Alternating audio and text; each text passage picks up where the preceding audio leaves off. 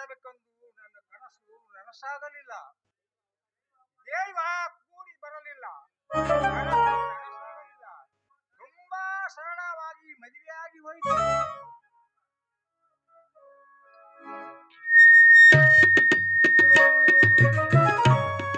ಅಪ್ಪ, ಏನು ನಿಟ್ಟಿಸುರು ಬಿಡುತ್ತಾ ಏನೋ ವಿಚಾರ ಮಾಡುತ್ತಾ ನಿಂತಿರುವಲ್ಲ, ಏನು ವಿಚಾರ ಮಾಡುತ್ತಿರುವಪ್ಪ? ಇನ್ನೇನು ವಿಚಾರ ಮಾಡ್ತಾರೆ? ಮದುವೆ ಸಣ್ಣ ಪ್ರಮಾಣದಲ್ಲಿ ಆಯ್ತಲ್ಲ ಅಂತ ಈ ವಿಚಾರ ಮಾಡ್ತಿರ್ತಾರೆ ಅಷ್ಟೇ ಅಲ್ವಾ ಮಾವ?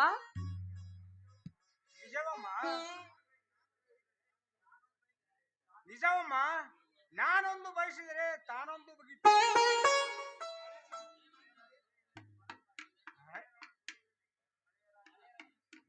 ಹಣೆ ಬರ ಮಳೆರಾಯ ಸುಳಿವಿಲ್ಲದೆ ಬವದ ಬಾಧೆ ಅರಿಯದೆ.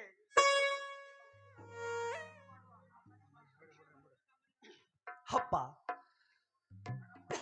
ಆಡಂಬರದ ಮದುವೆ ಮಾಡಬೇಕಾದ್ರೆ ಸಾಲ ಮಾಡೇ ಮದುವೆ ಮಾಡಬೇಕಾಗಿತ್ತು.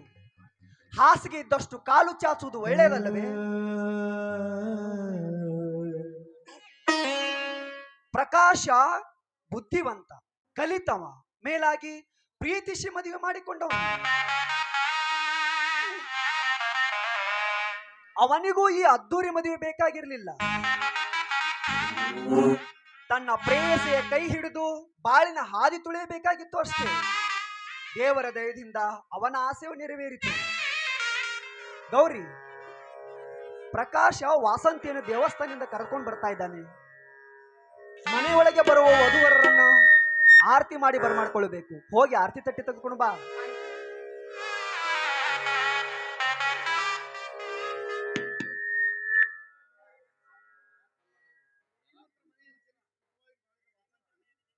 ಏ ವಿಶ್ವ, ಶ್ರೀಮಂತರ ಮನೆಯಲ್ಲಿ ಬಾಳಿ ಬದುಕಿದ ವಾಸಂತಿ ಈ ಬಡವರ ಮನೆ ಇಷ್ಟವಾಗುತ್ತಾ ಇಲ್ಲೋ ನೋಡು. ಅಪ್ಪ, ಹಾಗೆಲ್ಲ ಹೇಳುವ ಅವಶ್ಯಕತೆ ಇಲ್ಲಪ್ಪ. ಏಕೆಂದರೆ ನಮ್ಮಂತ ಬಡವರ ಮನೆಗೆ ಸೊಸೆಯಾಗಿ ಬರಲು ತಾನಾಗಿ ಒಪ್ಪಿ ಶ್ರೀಮಂತಿಕೆಯನ್ನು ಬಿಟ್ಟು ತವರು ಮನೆಯನ್ನು ಧಿಕ್ಕರಿಸಿ ಬಡವರನ್ನು ಪ್ರೀತಿಸಿ ಸ್ವಇಚ್ಛೆಯಿಂದ ತಾನೇ ಈ ಮನೆಗೆ ಕಾಲಿಡುತ್ತಿದ್ದಾಳೆಂದರೆ ಅವಳಲ್ಲಿ ಸಣ್ಣ ಗುಣ ಎಂದಿಗೂ ಸುಳಿಯಲಾರದು. ಹಾ ಅಪ್ಪ, ವಧುವರರು ಒಳಗಡೆ ಬರ್ತಾ ಇದ್ದಾರೆ. ಏ ಗೌರಿ, ಆರತಿ ಮಾಡುವ.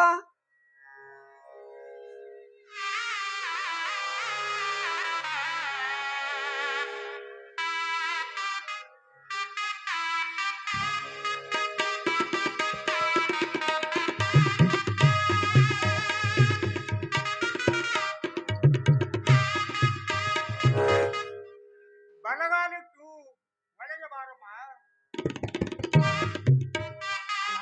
ಅಪ್ಪ ಎಲ್ಲರೂ ನನಗೆ ಆಶೀರ್ವಾದ.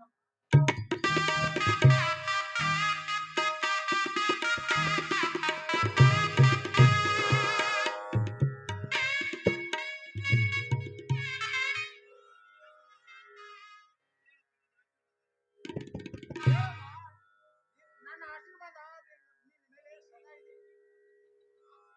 ವಾಸಂತಿ, ನಿನಗೆ ಒಂದು ಮಾತು ಹೇಳುತ್ತೇನೆ. ಅದು ಏನೆಂದರೆ, ದೊಡ್ಡ ಸಾಹುಕಾರನ ಮಗಳು ನೀನು. ಏನೋ ಪ್ರೀತಿ ಒಲಮೆಗೆ ಮನಸೋತು ಬಂದವಳು. ಇಲ್ಲಿ ಯಾವುದು ತಪ್ಪೋ ಯಾವುದು ಸರಿಯೋ ನೀನೇ ನೋಡಿಕೊಳಮ್ಮ. ನೋಡಿ ಮಾವ, ಅದೇಕೆ ರೀತಿ ಮಾತನಾಡ್ತಾ ಇದ್ದೀರಾ? ನಾನು ನನ್ನ ತಂದೆ ಮನೆಯಲ್ಲಿ ಶ್ರೀಮಂತಿಕೆಯಿಂದ ಬೆಳೆದಿರಬಹುದು, ಆದರೆ ಈ ಮನೆಯಲ್ಲಿ ಬಡತನದಲ್ಲಿಯೇ ಬೆಳೆಯುತ್ತೇನೆ.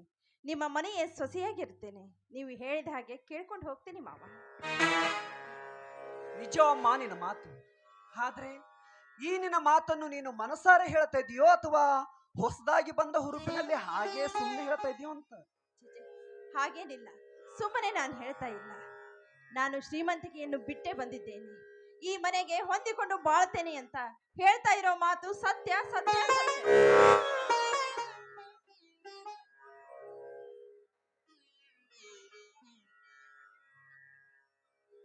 ಪ್ರಕಾಶ, ನೀನು ನಿಜವಾಗಿಯೂ ಅದೃಷ್ಟವಂತ ಇಂಥ ಹೆಂಡತಿಯನ್ನು ಪಡೆಯುವುದಕ್ಕೆ. ಹೌದಪ್ಪ, ನಾನು ಅದೃಷ್ಟವಂತನೇ. ಇಂಥ ಹೆಂಡತಿ ನನಗೆ ಸಿಗಬೇಕಾದರೆ ಬಂಗಾರದಂತ ಅಪ್ಪ, ಮುತ್ತಿನಂತ ಅಣ್ಣ ಅತ್ತಿಗೆ ಇರುವುದರಿಂದ ನನಗೆ ಇಂಥ ಹೆಂಡತಿ ಸಿಕ್ಕಿದ್ದಾಳೆ. ಪ್ರಕಾಶ, ನಮಗೆ ತುಂಬಾ ಹೊಗಳ್ತಾ ಇದೆಯಪ್ಪ. ಇದ್ರಲ್ಲಿ ನಮ್ಮ ಉಪಕಾರ ಏನು ಇಲ್ಲ. ನಿನ್ನ ಹೆಂಡತಿ ಆಗ್ಬೇಕಾದವಳನ್ನ ನೀನೇ ಆರಿಸ್ಕೊಂಡಿದ್ದೀಯ ಅಷ್ಟೇ. ಆಯ್ದುಕೊಂಡಿದ್ದು ಒಳ್ಳೆಯ ಮನೆಯನ್ನು ಬೆಳಗುವ ಶಶಿಯಂದ್ರ ಸಿಕ್ಕಿದ್ದೀರಿ. ಅಂದ್ರೆ ಅಪ್ಪನ ಓಟು ಸೊಸೆಯಂದ್ರ ಕಡೆಗೆ ಏನು? ಎಲ್ಲರೂ ಬೇಕು, ಎಲ್ಲರೂ ಬೇಕು.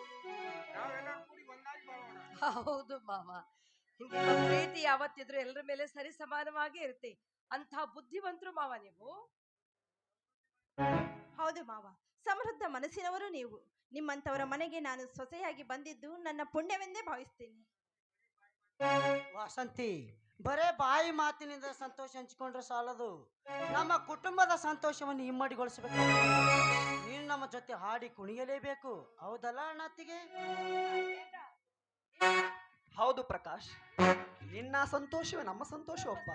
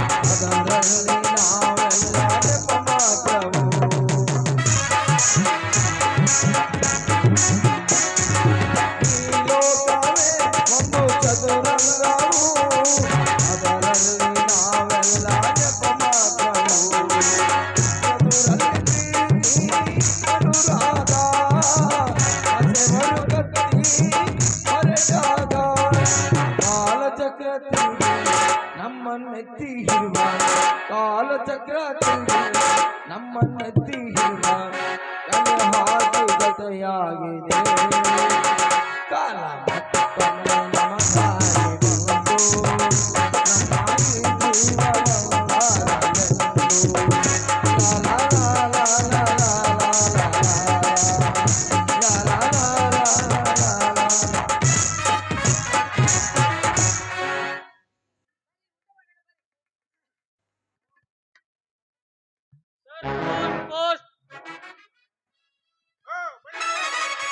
ಇಲ್ಲಿ ಪ್ರಕಾಶ್ ಯಾರು?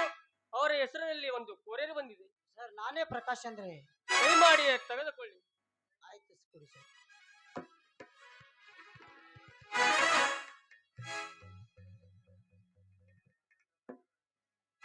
ಬೇಗನೆ ಕೊಡಪ್ಪ. ಏನ್ ಮಾಡ್ತಾ ಇದ್ದೀಯ? ಕೊಡ್ತೀನಿ.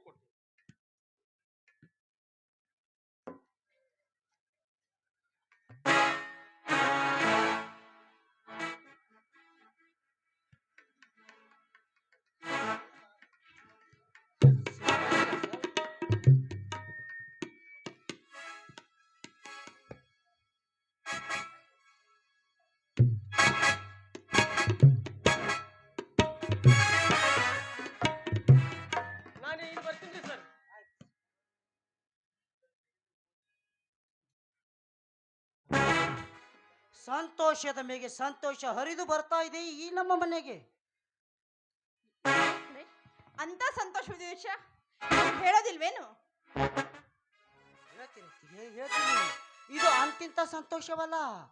ನಮ್ಮ ಬಾಡ್ತನವನ್ನೇ ನಿರ್ಮೂಲನೆ ಮಾಡಿ ನಮ್ಮನ್ನು ಶ್ರೀಮಂತರನ್ನಾಗಲಿ ಮಾಡಲಿ ಬಂದ ಸಂತೋಷ. ಅದು ಅಲ್ಲದೆ ನಮ್ಮೆಲ್ಲರಿಗೆ ರಸ ದೌತನವನ್ನೇ ಉಣಿಸಲು ಬಂದಿರತಕ್ಕಂತ ಸಂತೋಷ.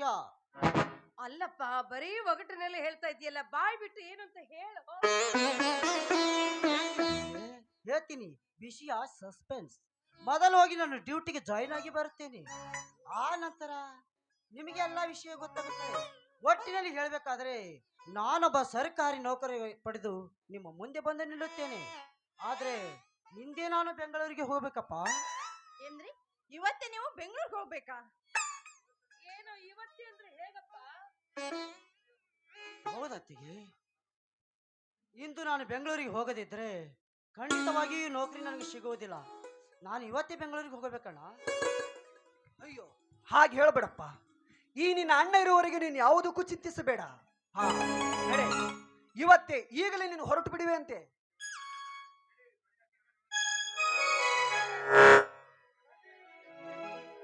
ಗಂಡಗೆಲ್ಲ ತಯಾರು ಮಾಡು.